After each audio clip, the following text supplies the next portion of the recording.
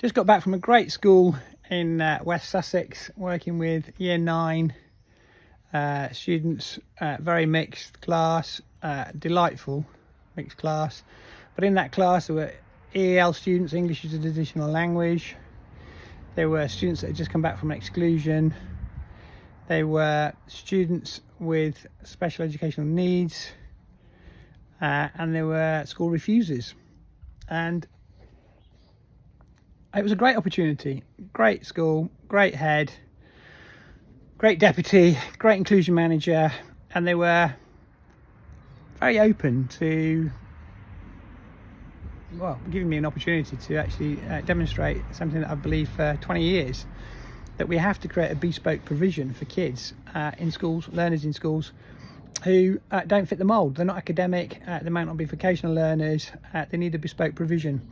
What annoys me is we spend all this money in this country on education, in excess of, I would say, 125 billion a year, and yet we haven't got the headspace or the capacity or the funds to provide a bespoke provision, which is embarrassing really, and probably quite humiliating if anybody in the British Department for Education heard me say that. But having spent 20 years teaching across all settings apart from primary, so grammar schools, pupil referral units, colleges, universities, it's been quite fascinating to me to realise that the kids, the learners who disengage with schools are those students who are not academic, are not vocational learners. They have a different intelligence, and I think that intelligence is an entrepreneurial one. We hear all the time that these people left school with no qualifications, such as Alan Sugar, Richard Branson and the likes. They're the big guns in this country, have gone on to build massive empires and wealth and employ people and innovate and create different opportunities. I think there are people in these school settings in the UK that are either skills trade driven, so practical kids that deserve to have the opportunity to do things with their hands. They could be carpenters, they could be electricians, they could be plumbers. These people are definitely not academic and should not be put through 2 years of GCSEs. They should be having a bespoke program where they're doing maths, English and science, maybe 1 day a week, 2 days work experience with local businesses in our local settings, and 3 days at college. What's wrong with that? Or 2 days at college. So they're learning skills through technical training, which once upon a time was encouraged. You know, these are the apprentices for tomorrow.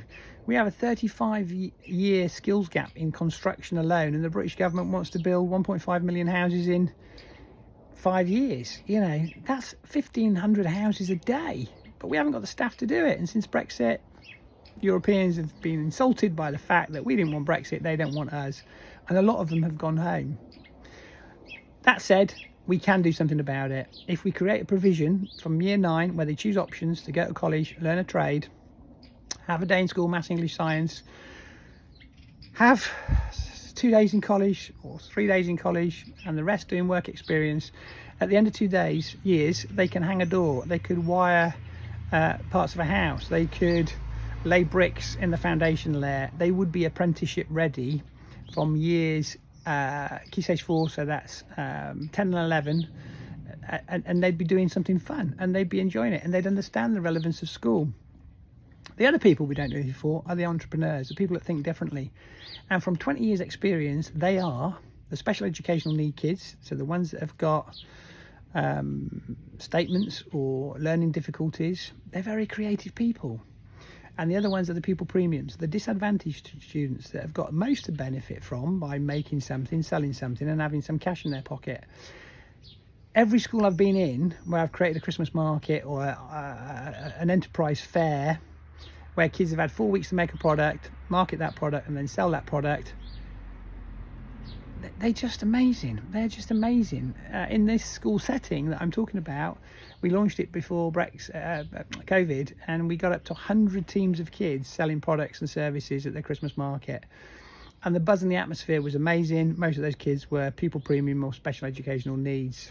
So all today's taught me is, if we want to deal with behaviour in schools and we want to better outcomes for the students that we serve, for God's sake, let's create a provision for not just vocational and academic kids that will sort themselves out because they know what they want to do and they know how to get there, but let's create a pathway for entrepreneurial people, develop their skills, create that enterprise ladder from key stage through 2, 3, 4, through 5.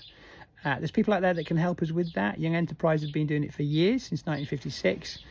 Tycoon in School, Peter Jones Foundation, have been doing it for years. And we need to listen to those people. We need to tap into those resources. What made today rather special for me, though, was the fact that I got local business people in that had left school with very few qualifications, set up their own businesses, and now employing people and making a ton of money for themselves.